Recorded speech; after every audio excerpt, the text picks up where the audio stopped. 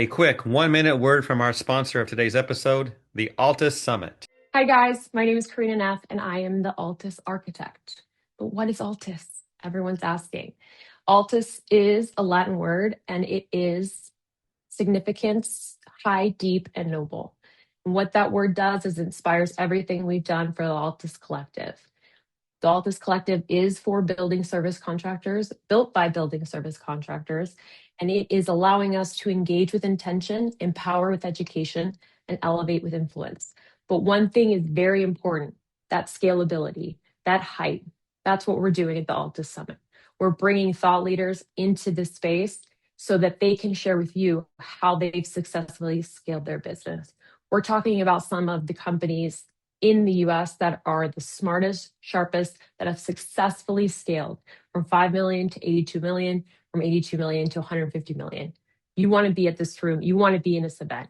Do not miss your chance to attend the Altus Summit in Chicago in June. So, I want to tell you about a scene that plays out every single day across this industry, probably several times a day, possibly as you listen to this. A technician shows up at a home. He's professional, knowledgeable. He has the equipment, the training, the certifications, the patches on his shirt. He knows his stuff. He really does. And then the client, let's say it is a woman, asks a simple question. So what caused the stain? And something happens to that technician. Something deep and ancient stirs within him. A switch flips, and what follows is a 14-minute explanation of fiber construction, pH balance, the chemistry, the history of synthetic carpet, and at least one comment about how most people don't understand what a wicking problem actually is. The client's nodding. She stopped listening around minute 2. She has a dentist appointment. She has things to do. She just wants the stain gone. She asked the question. Maybe she didn't know what else to ask. This is Take 5 with Cleanfax. Real talk, real lessons in just 5 minutes.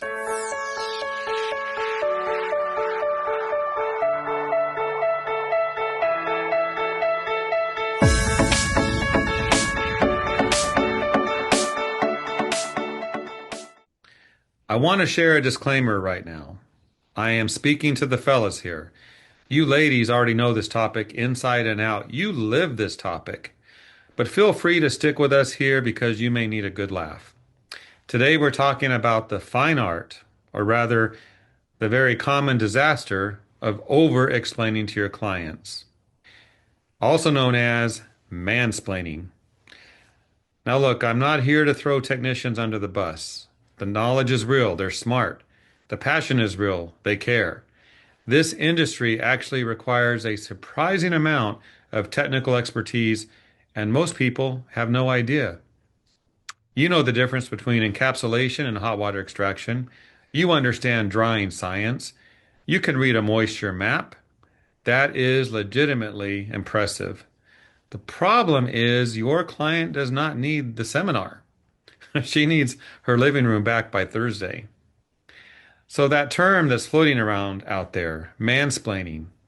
And before anyone clicks off, just hang with me here because this is genuinely useful for your business. The concept, stripped of all the cultural noise around it, is simply this. Over-explaining something to someone who did not ask for the full explanation, often with great confidence, and often completely missing that the other person stopped caring about what you're talking about 4 sentences ago. And in the cleaning and restoration world, we have a slight tendency to go in that direction, to explain and explain more. Picture this. Technician is on a water damage job.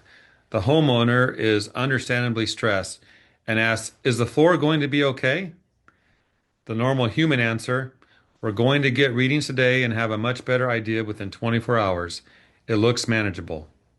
The technician answer, though, and you know this technician, you may be this technician, says something like this. Well, that depends. See, we've got engineered hardwood here, and the subfloor beneath it looks like it may be OSB, which absorbs differently than plywood. Now, the moisture content right now is reading about 19%. Typically, we want to see that get down to around 8 or 10%. I mean, really? Do we do that? And of course, those numbers I shared, don't quote me on those. But we think about what we tell people, the details, the science. She's left the room. She's gone. She's texting her sister. The sister is also, by the way, not interested in OSB subfloor dynamics. Here's the real issue, and this is the part that actually matters to your business. Over explaining does not build trust. It accidentally signals that you are not sure the client can handle a simple answer. And clients, these are people, pick up on that. Even if they cannot articulate why, they walk away, maybe mentally, maybe physically, from that interaction feeling a little talked at rather than taken care of. The best service professionals in any field, they share one skill. They translate. They take complex knowledge and they give the client just enough, the right amount to feel informed and confident, not overwhelmed, not lectured, informed. If you cannot explain what you just did in 2 minutes or less, you've not simplified it enough. Your client wants three things: what happened, what are you going to do about it, and whether it's going to be okay or not. That's it. Everything else is bonus content that very few people want to order. So here's your Take 5 with Cleanfax challenge for this week. On your next job, before you open your mouth to explain something, ask yourself one question. Did they ask for this level of detail? If the answer is no, give them the headline, not the full article. If they want more, they will ask. And when they ask, that is a fantastic sign because now you have an engaged client who is genuinely curious. That is your moment to shine. So, know your stuff. Absolutely. Know your stuff. Be the expert in the room. But remember, the goal is a client who feels taken care of, not a client who feels like they just sat through a continuing education seminar they did not register for. The stain is gone. The floor is dry. She is happy. That's the win. Run with that.